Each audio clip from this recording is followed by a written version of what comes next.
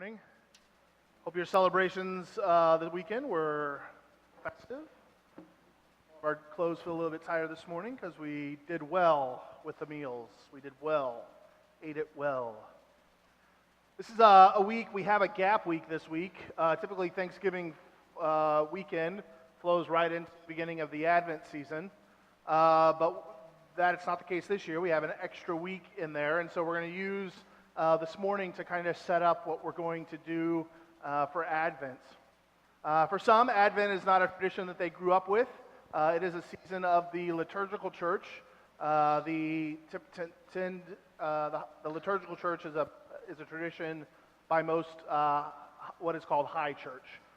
Those that have more structure in their service and their liturgy, it's typically what they follow throughout the year. And so next Sunday will be the beginning of that Advent, and it's also the new year of the church year. It kicks off the rhythm and the flow of the service.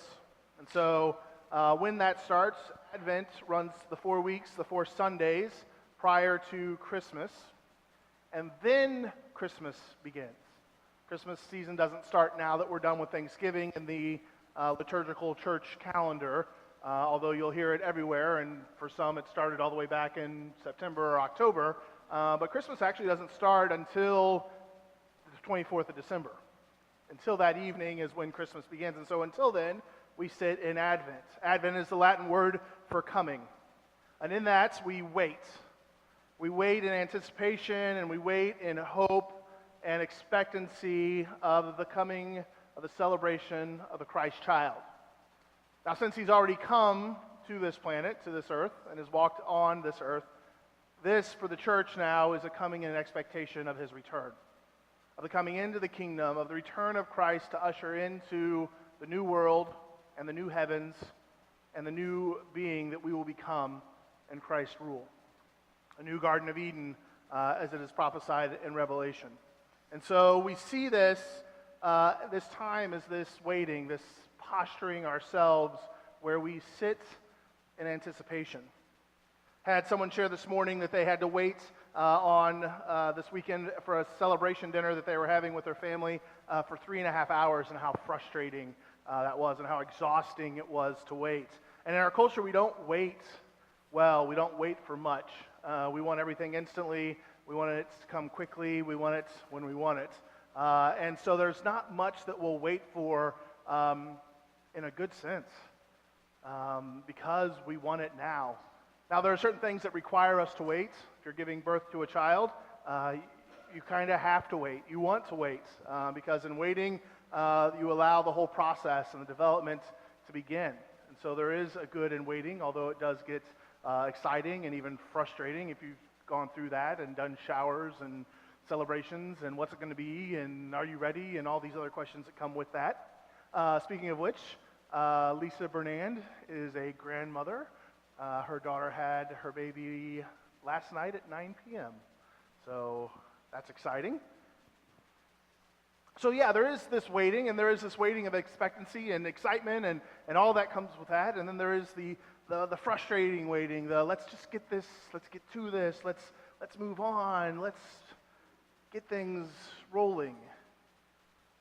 And all these come from the stories that we share, the stories of life, the stories that shape us. We tell our life by the stories that we've been involved with. If you share about the events of your weekend, you share a story of the things were there. You don't give a calendar of events, although that may be important, but you tell the story, the relationships, the interactions, the relationships that have happened. And so stories shape us. And so we celebrate this tradition and the traditions that we have around holidays to help reinforce the stories, even though they may be frustrating. And so we get together with family because we share and we retell the stories of family. We retell the stories of tradition, and there are things that have to be certain ways. And Dave Johnson likes to ask the question of, on Thanksgiving, what is the thing that you have to have on the table to make it Thanksgiving? And so for each and every person, that's something different, be it green bean casserole or the canned cranberry sauce that when it comes out of the can and sits there in its industrial shape until somebody cuts into it, Or whatever the case may be, we all have that item that without it, it's not Thanksgiving. And so these are traditions, these are the stories that shape us. They make us who we are. They give an identity to not only us, but to the group that's around us. As we get older, we extend our stories of family to stories of friends, of other people who we've started to walk alongside in life, people that we've entrusted certain parts of our life to that give us something and that we are able to offer them something in that relationship.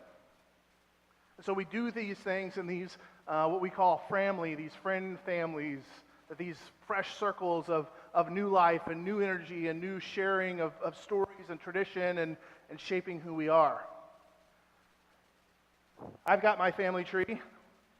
This is a piece of who my family is. This goes back to my grandparents, and then to my parents, and then to my siblings, and then to my kids. And on here it says who they are, gives their full name, gives their what their relationship is with their grandparent, parent, whatever, gives their birth date, and tells where they were born. And so this is something we used to hang in our house, just that this tells the story. This tells where I've been from, where I came, and it tells where I'm going as I have my kids' name on here. And so we do this. Our family stories, our family trees matter. Well, there was another family. There was a family that was like yours and was like mine, and they had a family tree. And they had branches with relatives of brothers and sisters and cousins and aunts and uncles and grandparents and even the weird ones that we still keep inviting, and we just know that we have to have a different expectation because they live in their own certain world and understanding. But there was a family that was like this, and they loved each other, and they hurt each other. They forgave each other. They failed each other. In particular, this family, they even failed to live into God's goodness and His blessing. They missed the opportunity that God had called them and invited them into.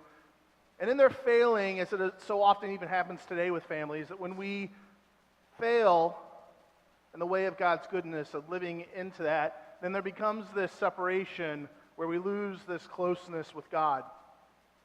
And they failed. They fell. And in that, their family tree became a fallen tree, leaving only a stump. The great-grandfather of this family, his name was Jesse. Jesse had his youngest son. His name was David.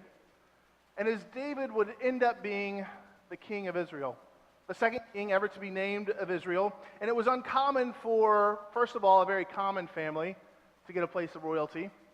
It was even more uncommon for the baby of the family to get a place of such honor.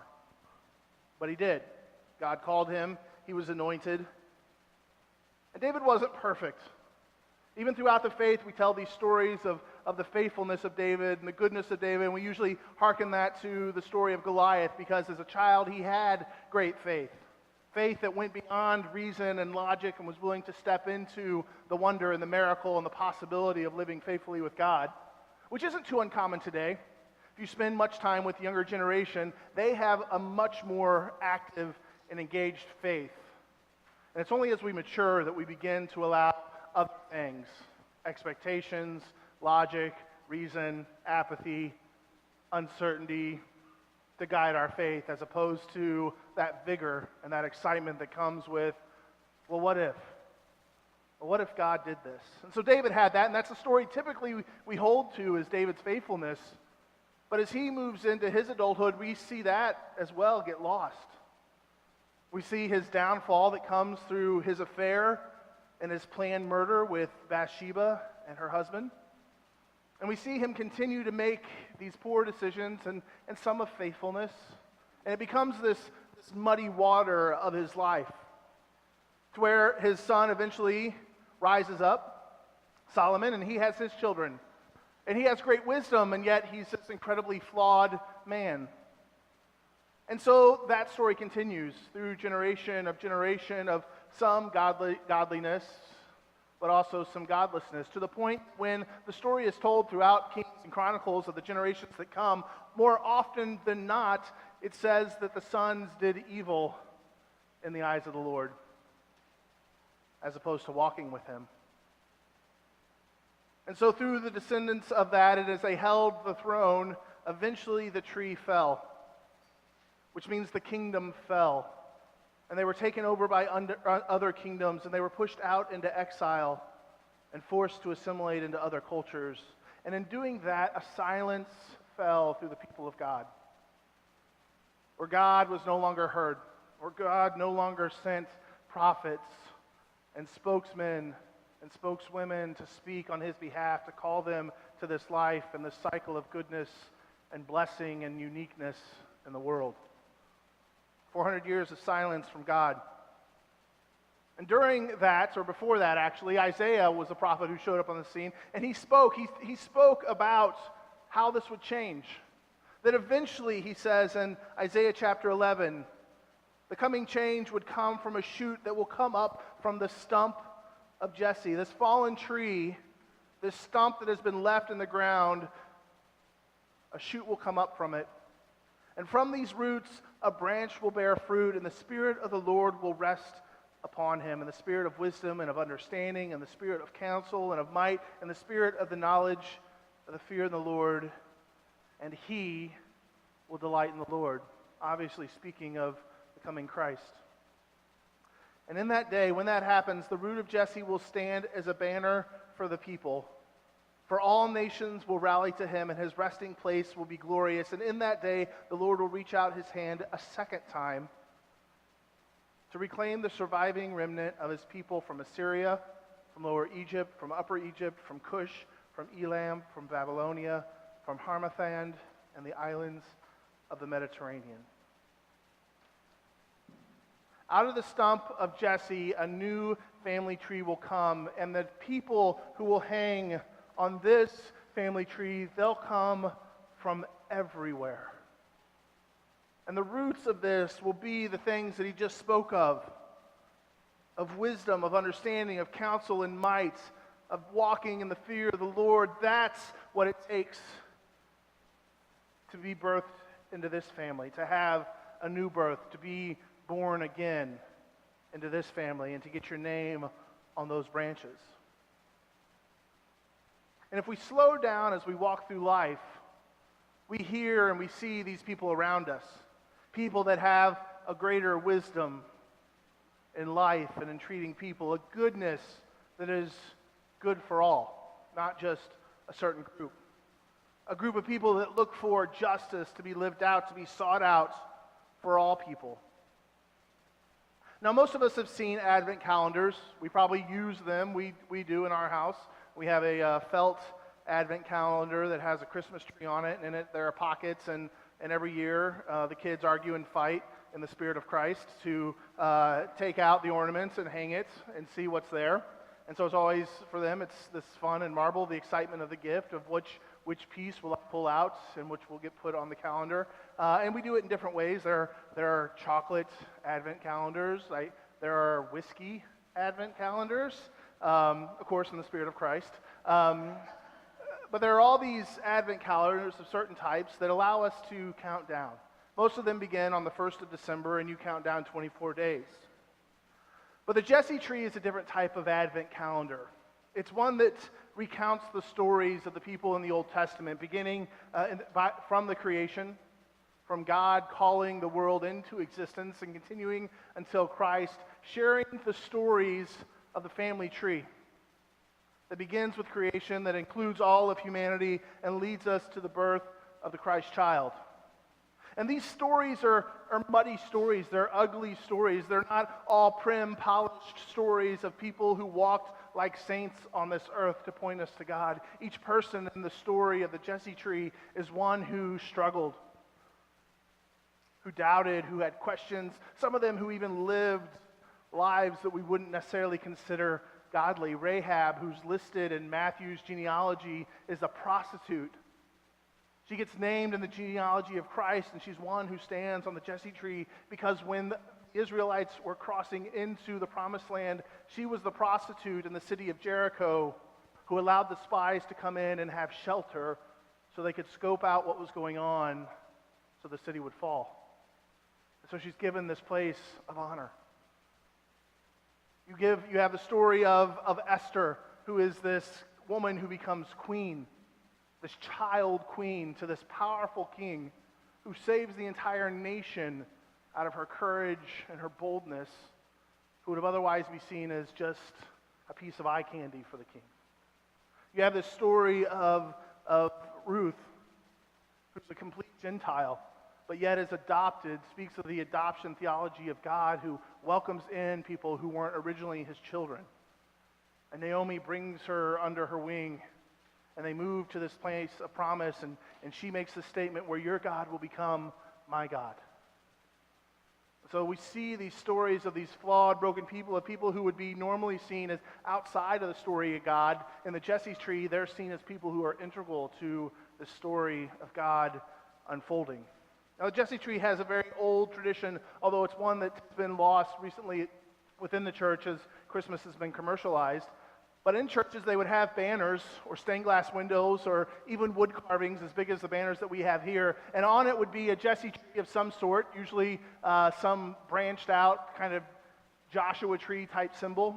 And on it you would have symbols, or you would have pictures of men that would depict the story of the Jesse tree. And this was used for the congregations because they were illiterate.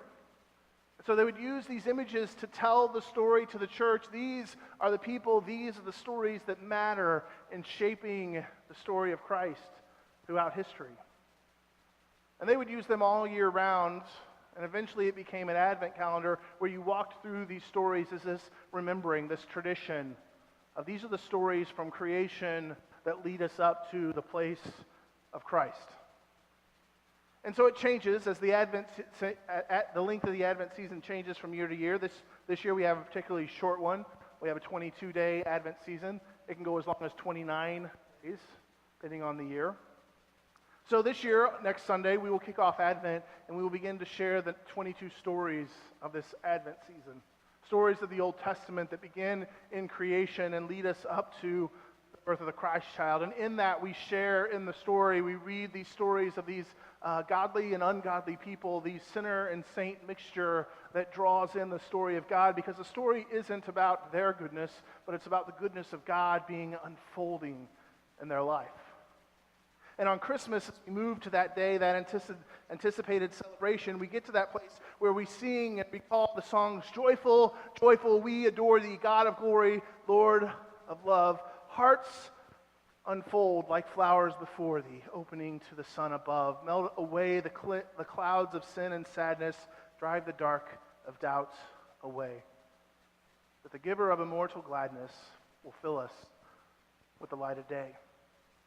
And so we, like Zacchaeus, we climb out in this tree and we hang from these limbs looking for the story, looking for the coming Christ, waiting to engage with him, to hear the story, and allowing that story to help create our identity, to create our place at this table among this group of goodness and blessing throughout the world. So we've done, here at Faith, we've done the Jesse tree. We've been doing it for about 5 or 6 years in different ways, and we've emphasized it differently throughout the years. This year, Advent, during the Advent season, we're going to lean heavily on the Jesse tree. And so I've invited a few families that I know who have adopted this practice over the last few years to come up and share. So my family and the Seegers family and the Bishop family. Would you guys come up? So these are some of the examples of the Jesse trees that they use. Bishops, you guys make yours new every year, right? And the Seegers do too, but they had a remnant of one. So I'm going to let them speak just a little bit, just share a little testimony of why the Jesse tree has mattered to them, what its importance has been, whatever it has meant. I think that the Jesse tree is important because it keeps the meaning in Christmas, because it's easy to lose thinking that this is the birth of Christ just with all the festivity and all the songs. You kind of forget, but this shows what Christmas is really about. I'm going to say why I like the Jesse tree. I like it because it's a time to look about the Bible and stories about the Bible with your family. So, our family's Jesse tree is the white tree there with all the little ornaments on it, and one of my favorite things about it is we as a family made those ornaments probably four, Yeah, 4 or 5 years. 4 or 5 years ago. And it's a lot of fun to every year pull those out and remember us sitting down and making them, and what story do those ornaments correspond to. And the kids really, going through these stories every year, the kids really have learned the stories, and many times, oftentimes, they can tell the stories better than I can. And it really helps to bring the story in its fullness in the Christmas story. And it's a time to kind of slow down and bring the family together, which we're not always great about. So it's a nice time to be intentional about that as well. So I asked my girls what they wanted to share, which of course they said they were not going to stand in front of people. But Claire said her favorite part was remembering the stories every year. She said, because she'll forget them from year to year. So she likes going back through and going through all of those stories. And then they also said they enjoy reading because the way our calendar is set up, I have little cards that has the picture on one side and then the corresponding verses on the back. So then they will take turns each night reading those verses that go with the story, and they just enjoy reading straight out of the scripture. We personally have combined ours a little bit with a more traditional Advent calendar that has the chocolates inside it. So we have the one calendar with the chocolates and then the Jesse tree. So then they get to take turns who gets to open the chocolate. And then, of course, there's an extra one for the one that didn't get to open it. So that way it also helps us not so much have the fight over whose turn it is to do the reading because, well, one of them gets a chocolate and one of them gets to read. So they both enjoy both and get to take turns back and forth. So that's kind of how we do it in our house. And then because we use more of an Advent calendar, we will start December 1st, which isn't the traditional Jesse tree. So this year we will actually have more days, where some days we would have less. But yeah, the kids really enjoy it to the point where it's hard to get in that routine of doing something every night after dinner and trying to remember every day, but they will remind us, oh, we didn't do the Jesse tree. We can't go to bed yet. You're right, let's do that. We got to do the reading and we got to get the chocolates out. Hi. So for us, so far, the Jesse tree has really been about the discipline of getting the boys to sit down and listen to some stories from the Bible. Every year we make a tree. We made our tree yesterday. The boys paint it and we assemble it, and then I print out little stickers that look like ornaments, and every day they get to color those and put them on the tree. I asked Henry this morning what his favorite part about it was, and he said he doesn't remember doing it at all. So that was fantastic and made me feel great. But I think that it's important for them to sit down and listen. And even if they're not necessarily paying attention all the time, I think it's great for them to have a chance to sit down and really remember what the season's about and not just get wrapped up in what kind of presents they're excited for. Thank you, guys. So just disclaimer again, one of the things that I need and has always beneficial is realizing that the stories of Scripture aren't always these holy pedestal stories that we tend to think of them as. That they're again, they're muddy waters most often. And while we do the Jesse tree in our family every last 5 years, the way it usually works out is we start off really strong, and for like 8 days we stay on schedule, and then we don't. And so then usually like the 21st or 22nd of Christmas, then we're like, oh, we need to catch up. And so then we end up doing 2 or 3 stories to get caught up so that by the time we get to Christmas Eve, we're on par for the stories to wrap up the Christmas season. Just so you know that we're not nailing it perfectly every year. But the way that this is the church's Jesse tree. This is the one that we'll be using. It's from Etsy. So you can buy these kits if you'd like. If you want to do it, they usually go for about $50. They'll give you some sort of tree shape, and you can do things like this, or you can do one that's more, there's some felt flannel ones that you can do as well. And they usually come with the ornaments, where you're able to just kind of very simple hang them. Some of them come with ornaments that you get to color and design, laminate, and stick on yourself. This is one we just bought. I think this was a jewelry to hang bracelets and necklaces and stuff off of, and we just converted it into our Jesse tree. And then we used felt. You can buy felt packs from like Hobby Lobby. And we went through with the kids and made the ornaments for each year using different things as well as the symbols called for it. And again, the Seegers do theirs out of just paper and cardboard and make it new every year. So there's no real right or wrong way to do it. You can make it as simple as you'd like, or as heirloomish as you want as well. There are some really fancy ones out there if you want to go that route. The church will be making a schedule of the stories. You'll be able to access that through the website. That'll give you each day's stories. And so with that, it usually comes with the person, because again, these are about the people and kind of the prophecy or the promise that they delivered in their story. It gives you the scriptural text, which you should read as a family, so that you understand where that is. And part of the benefit of that is it allows you to actually flip through the Bible and to begin to learn where things are located and how the Bible is laid out.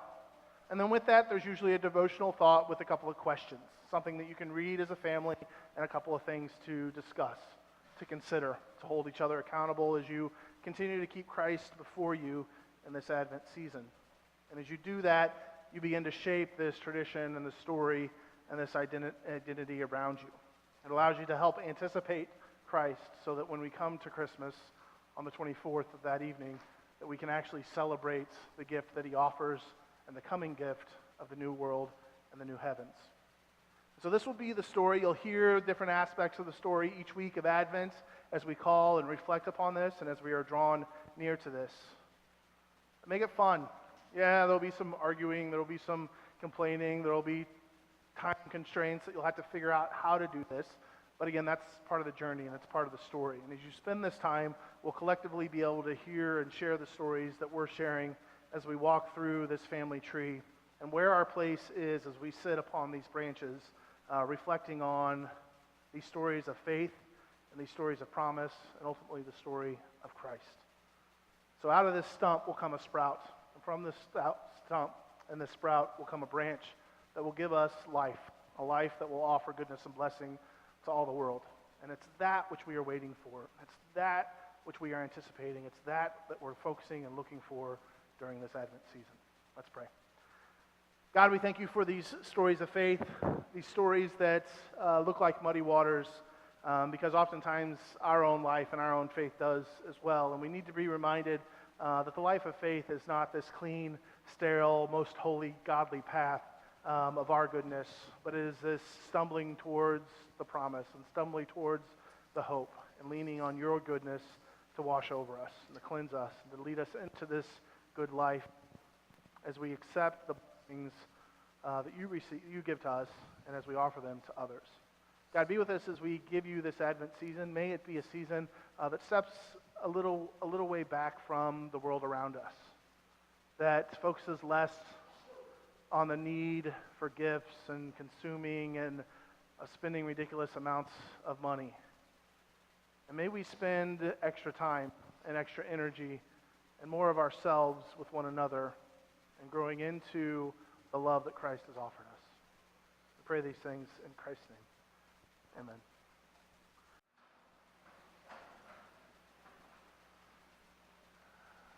May you find the moments to be thankful in your life and to remember the blessings that God has given you as you choose to walk in his goodness of the life and the beauty that he has offered us here. May God be with you. Go in God's peace.